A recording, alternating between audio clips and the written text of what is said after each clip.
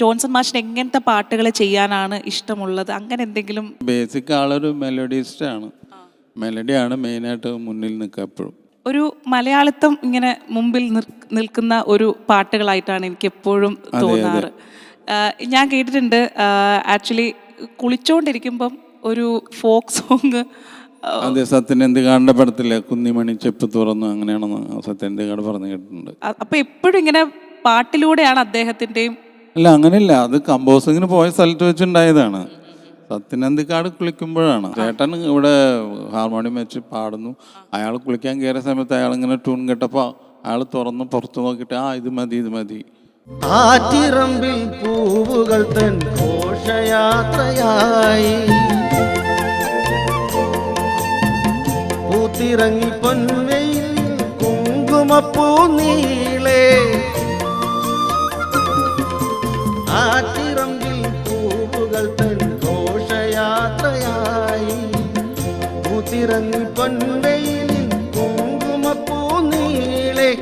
ആവണി തൻ തേരിൽ നീ വരാഞ്ഞതെന്തേന്നു, നീ വരാഞ്ഞതെന്തേ കുന്നിമണിച്ചെപ്പു തുറന്നു. ഞാൻ ഈ ജോർജേട്ടൻ്റെ പാട്ടും കൂടെ കേട്ടപ്പോൾ ഇങ്ങനെ ഒരു ചെറിയൊരു ചുളിവ്, ആ ഒരു പാട് ഇങ്ങനെ ഭയങ്കര നെറ്റിയിലെ ഒരു 2-3 സ്കാർ വന്നിട്ടുണ്ട് ആൾക്ക്. അത് വളരെ വർഷങ്ങൾക്ക് മുമ്പ് 92-ലെ ഒരു വട്ടം ട്രെയിനിൽ നിന്ന് ആളൊന്ന് വീഴുന്ന ഒരു സംഭവം ഉണ്ടായിട്ടുണ്ട്. ആൾ ഡോറിൻ്റെ അവിടെ നിൽക്കുമ്പോൾ ഒരു കർവ് എടുത്ത് വരുന്ന സമയത്ത് ഡോറ് ഒന്ന് അടിച്ചിട്ട് ആൾ താഴെ വീണു. ട്രെയിനുള്ളിൽ നിന്ന് വളരെ മഹാത്ഭുതം, ദൈവം ഞങ്ങളെല്ലാവരും കാത്തു എന്ന് പറഞ്ഞ പോലെ ചേട്ടൻ്റെ കൈവിരലുകൾക്ക് പോലും ഒന്നും പറ്റിയില്ല. എപ്പോഴും ചേട്ടൻ പറയാറുണ്ട്, എൻ്റെ കൈവിരലുകൾക്ക് എന്തെങ്കിലും സംഭവിച്ചാൽ ഞാൻ എങ്ങനെ ഹാർമോണിയം വായിക്കും.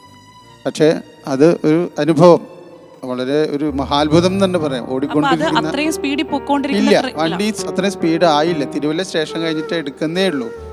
ചേട്ടൻ ബാത്റൂമിൽ ഇങ്ങനെ മുഖം വാഷ് ചെയ്യാൻ വന്നതാണ്. അപ്പോൾ ബാത്റൂം രണ്ടും എൻഗേജ്ഡ് ആയിരുന്നു. അപ്പോൾ ആൾ ഈ സൈഡിലുള്ള ആ ഇതിൻ്റെ അവിടെ നിൽക്കുമായിരുന്നു. അത് കഴിഞ്ഞിട്ടൊന്ന് പുറത്ത് നോക്കാനായിട്ട് നിൽക്കുന്ന സമയത്ത് തട്ടി വീണത്. കാല് വഴുതി അല്ല, ട്രെയിനിന്റെ ഡോറ് വന്ന് തിരിഞ്ഞു അടിച്ചു. ഡോറ് വന്ന് പതുക്കെ തട്ടി. അങ്ങനെ അപ്പൊ എങ്ങനെയാണത്? അപ്പൊ ആള് വീണു. ഒരു ചേരി പ്രദേശം പോലത്തെ ഒരു ഭാഗമായിരുന്നു അത്. അപ്പൊ അവിടെയുള്ള ആൾക്കാരോട് ആള് വിളിച്ച് പറഞ്ഞു. അവർ വന്നു, ആക്സിഡന്റ് കണ്ടപ്പോൾ അവർ വന്നു. ഞാൻ ഇന്ന ആളാണ്, എന്നെ ഹോസ്പിറ്റലിൽ കൊണ്ടുപോകണം എന്ന് പറഞ്ഞിട്ട് അങ്ങനെ കൊണ്ടുപോയി. പക്ഷെ അത് പെട്ടെന്നുണ്ടായ ഒരു ചെറിയ ഹോസ്പിറ്റലിൽ പോയിട്ടാണ് ആ സ്റ്റിച്ചിങ് ഒക്കെ ചെയ്തത്. അതുകൊണ്ട് തന്നെ ആ സ്കാറുകൾ അവസാനം വരെ ആളുടെ ഒരു മുദ്ര പോലെ ആളുടെ നെറ്റിയിലുണ്ടായിരുന്നു. അതെ, കാരണം ഞാനത് എടുത്ത് പറയാൻ കാരണം വെച്ചാൽ ഞാൻ രണ്ടുപേരുടെ മുഖത്തോട്ടും ഞാൻ അങ്ങനത്തെ കുറച്ച് ചെറിയ ചെറിയ വ്യത്യാസങ്ങൾ എൻ്റെ കണ്ണിൽ തന്നെ ഞാൻ വരുത്തി.